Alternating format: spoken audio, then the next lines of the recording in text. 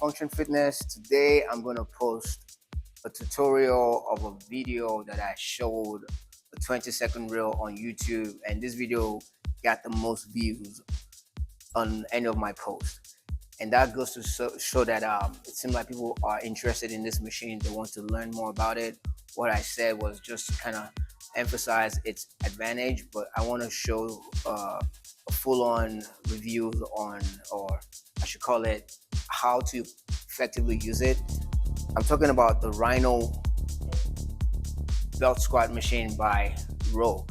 Rogue designed this machine for people that are heavy lifters, squatters, that over time doing traditional free weight squat will cause you pain and suffering in your lower back. And by using this technology, they utilize the pressure off your hip bone, and our hip bone has a lot of strength. Our shoulder doesn't have enough strength. So when you squat, you are likely going to compress your spine, and that's why people have back pain. With the belt squat, you don't have to worry about that, because for any kind of resistance that you add on, today I'm only using about 180 pounds. It feels like 250 pounds. If you put 180 pounds, which is with the bar, that's 225 or 235 pounds of free weight squatting. Most people don't do free weight squat at 235.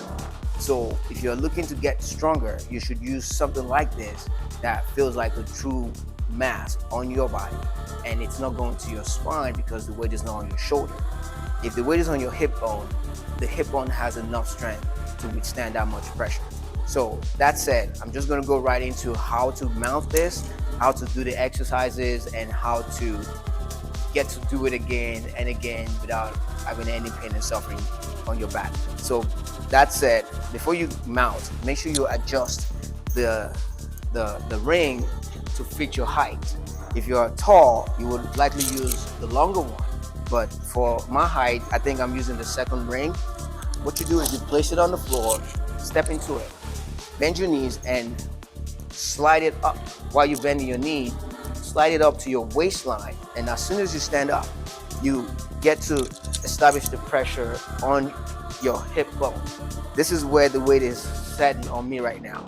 My stance is pretty much a shoulder width apart, but you want to set your knees and feet turned outward so that when you squat, the natural squatting from this device will be with a slight toe action outward. And when I stand, I can release this, which allows me to go into that movement. But what you importantly want to make sure you emphasize here is don't bring your hips any wider. Just keep it directly underneath your shoulder so that you can establish a proper squat, which, as we all know, is knees over toe. When you stand up, you should feel all the pressure go to your leg muscles. You shouldn't have any pain to your back. You should only feel it in your legs.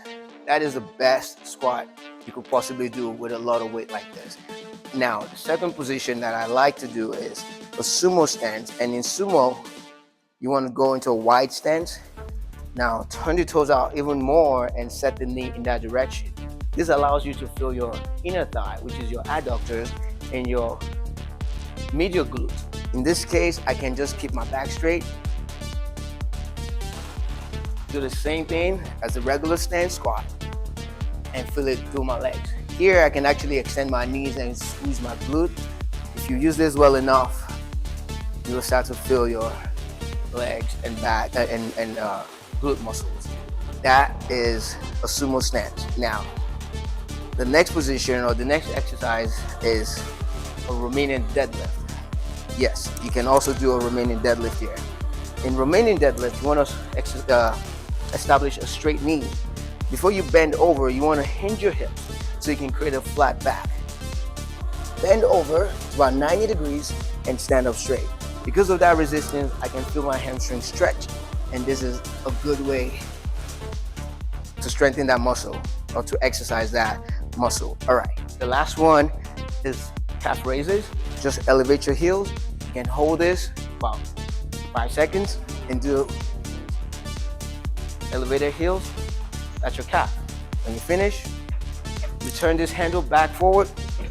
It will set up on the holder Step down, slide this off your waist, and come out of it. Been using this for about the last 2 years now, and I think it's hands down the best investment I've made in my gym. With over 23 years as a trainer, I've not used a machine that post-workout I don't have any back pain. So this machine I would recommend for anybody looking to transform, looking to continue increasing strength without worrying about injuries, because you eliminate that right out the gate. Thanks for watching. I'm going to be posting more videos, more tutorials of what I think about certain machines and certain exercises. So go ahead and subscribe to my channel, and I'll see you in the next video. Peace.